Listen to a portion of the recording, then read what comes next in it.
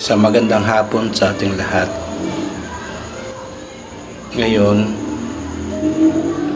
nakikilala natin ang isang tao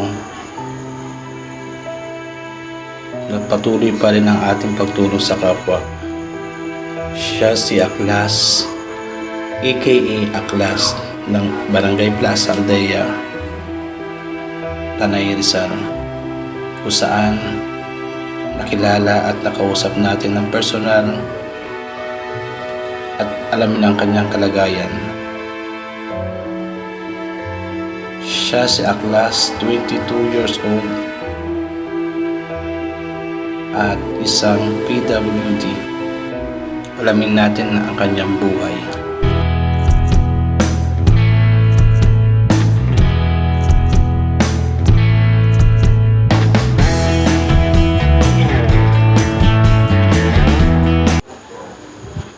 Ngayon, habang tayo naglalakad, napansin natin itong si aka Aklas ang taga Plaza Aldea.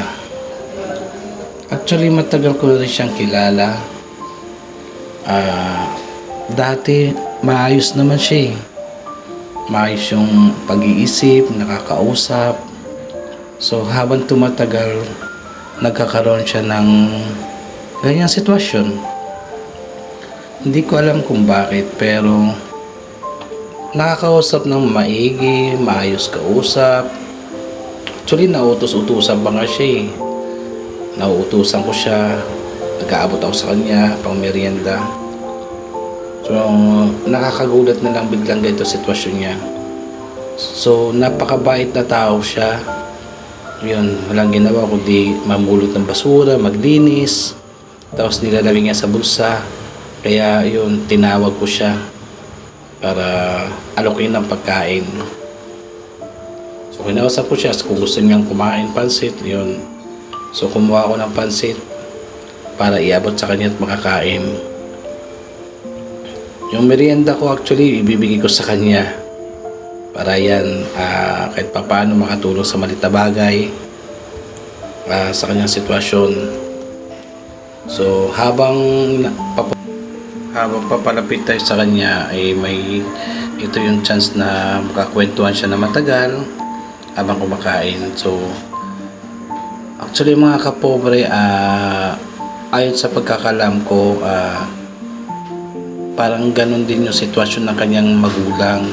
Pero kahit ganun po, kahanga-hanga kasi alam niyo po yung nanay niya pumunta sa simula Plaza Aldea, minsan papuntang Morong, papuntang Morong kung saan sambayan, nilalakad lang niya para lang magmalimos. Pag nagmamalimos yung magulang niya, pag uwi, ang unang hinahanap niya is si Aklas. So after magmalimos sa kanyang magulang, uuwi ng gabi, kung magkano kinikita, naalagaan niyo yung anak niyang yan, si Aklas. So kakaiba po sitwasyon nila mga kapobre. Ang nanay niya at siya may parang iisang pangyayari sa kanila, pero hindi ko inusgang totally sa nakikita ko. So yun mga kapobre, ganun siya kamahal ng magulang niya, nagsasuffer, may edad na, matanda na, talagang nilubos-lubos talaga niya ang pagmamahal niya sa kanyang anak na ito nga si Aklas. So yun nga, kahit papaano, pag meron tayong kapobre, kailangan natin mag-abot sa kanya. Ang malaking bagay na yun, mapakain natin siya, at higit sa lahat, nakakatulong tayo mga kapobre sa kanya.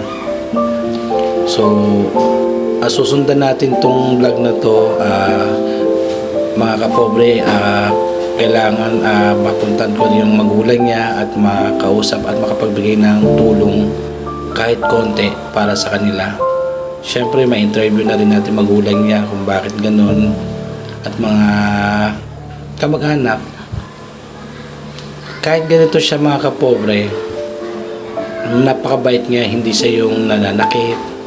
Basta abutan mo lang siya, malaking bagay na sa kanya. So kahit papaano ayun nga mga kaibigan. So So habang makikita na, habang may nakakasalubong tayo kagaya niya, wag po Class. tayo magdadalawang isip mga Class, gusto mo ano? Kasi Pagupit alam tayo? natin na hindi natin Ano? alam kung anong Pagupit tayo? pinagdaanan nila, kung bakit sila nagkaganyan. Para pogi.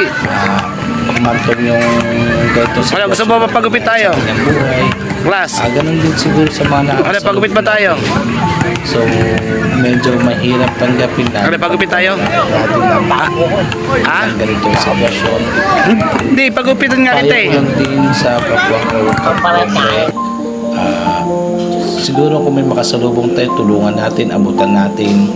At alam naman natin na tayo yung nakakaintindi sa sitwasyon nila. Huwag natin pandirihan kasi mahirap po yung pinagdaanan nila kung bakit sila humantong sa ganitong sitwasyon.